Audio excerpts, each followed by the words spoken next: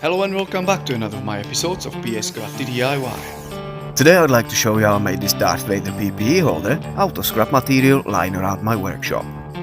Alright, it might be a little quirky, and I'm not a huge fan of Star Wars, but I needed one and this is what I came up with while looking at my dust mask.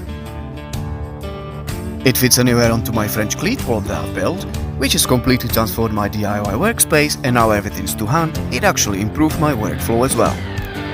If you are interested in my workshop transformation video, there will be a link at the top of your screen once the video is available.